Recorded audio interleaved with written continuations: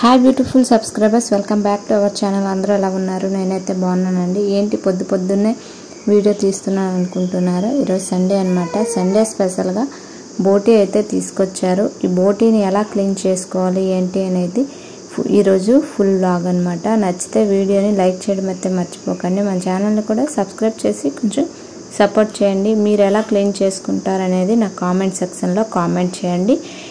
Easy ప్రాసెస్లో మంచిగా clean చేసుకోవడం ఎలా ఇప్పుడు చూసేద్దాం. ముందుగా ఈ బోటీని అయితే ఇలా పేగులన్నీ ఉంటాయి కదండి, వాటిలో పుల్ల పెట్టి ఇలా గీసుకోవాలన్నమాట.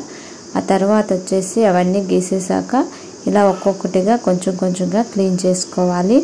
నేను కొంచెం స్పీడ్ ఫార్వర్డ్లో పెట్టానండి, అందుకని కొంచెం స్పీడ్గా వెళ్ళిపోతుంది. ఇదిగోండి క్లీన్ చేసి ఇందులో వేరే దాంట్లో అయితే ఆ పేగులన్నిటిని వేసుకోవాలి. ఒక్కొక్కటిగా ఇలాగా తీసుకుంటూ క్లీన్ చేసుకోవాలి. పేగులన్నిటిని ఒక రాయి మీద వేసి ఇలా బాగా రుద్ది దాని లోపల ఉన్నదంతా క్లీన్ చేసుకోవాలండి. ఇలా క్లీన్ చేస్తేనే ఎలాంటి స్మెల్ రాకుండా బోటీ కర్రీ అనేది చాలా బాగుంటుంది. ఆ కర్రీ రెసిపీ కూడా మీకు చెప్తాను. వీడియో అయితే ఎక్కడ స్కిప్ చేయకుండా వీడియో లాస్ట్ వరకు చూడండి. ఇది వచ్చేసి ఇదిగోండి ఇలాగా క్లీన్ చేసుకుంటూ కడుక్కుంటూ అయితే ఇలా రుద్దుకోవాలి. బాగా అయితే ఇలా పాముకుంటూ చేస్తే మంచిగా బోటీ కర్రీ అనేది బాగుంటుందన్నమాట. ఇలా 2-3 సార్లు కడుక్కున్నాక ఇది ఉంటుంది కదండి సంచి అనేది, ఆ సంచి అయితే వేడి నీటిలో పెట్టి కాసేపు ఉడకబెట్టాలన్నమాట. అప్పుడు ఉడకబెడితేనే దాంట్లో ఉన్న పైదంతా క్లీన్ అవుతుంది. ఇలా కొంచెం వేడి చేశాక మనం దీన్ని అయితే క్లీన్ చేసుకోవచ్చు. మీరు ఎలా కాకుంటే మీకు సున్నం ఉన్నా సరే సున్నం కలుపుకున్నా ఈజీగా వచ్చేస్తుందండి. ఇదండి వాటర్ కొంచెం హీట్ ఎక్కేస్తే సరిపోతుంది.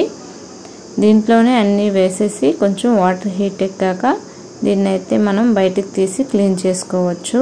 ఇదండి చూడండి ఎంత నీట్గా వచ్చేస్తుందో, చాలా నీట్గా అయితే వచ్చేస్తుంది. ఇలా క్లీన్ చేస్తే వచ్చేస్తుంది అనమాట. ఇలా ఇప్పుడు మనం ఒక రాయి మీద పెట్టి ఇలా మనం గీసుకోవాలి. ఇదిగోండి ఇలా చేతితో తీసినా వచ్చేస్తుంది, లేకపోతే ఇలా చాక్తో గీసినా ఈజీగా అయితే వచ్చేస్తుంది. వేస్ట్ చూసారు ఎలా వస్తుందో. ఇలానే క్లీన్ చేసుకోవాలండి. చాలా సింపుల్ అనమాట. బోటీ క్లీన్ చేసుకోవడమే చాలా పెద్ద ప్రాసెస్ అనుకుంటారు.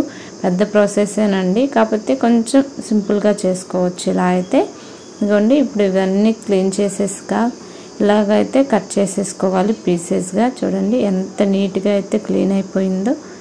చాలా సింపుల్గా క్లీన్ చేసేసుకోవచ్చు. ఐ హోప్ ఈ వీడియో మీ అందరికి యూజ్ అవుతుంది అనుకుంటున్నాను. ఇదిగోండి కట్ చేశాక ఇలా అయితే వచ్చిందనమాట. ఇదిగోండి ఎంత క్లీన్గా. ఇప్పుడు దీన్ని కూడా మనం ఇంకొకసారి క్లీన్ చేసుకోవాలి. క్లీన్ చేసుకున్నాక బోటీ కర్రీ అయితే రెడీ చేసుకోవచ్చు. అప్పుడు బోటీ కర్రీ అనేది నెక్స్ట్ వీడియోలో చూపిస్తానండి. అది కూడా పాతకాలం పద్ధతిలో ఎలా చేసుకుంటారో అలా అయితే చూపిస్తాను.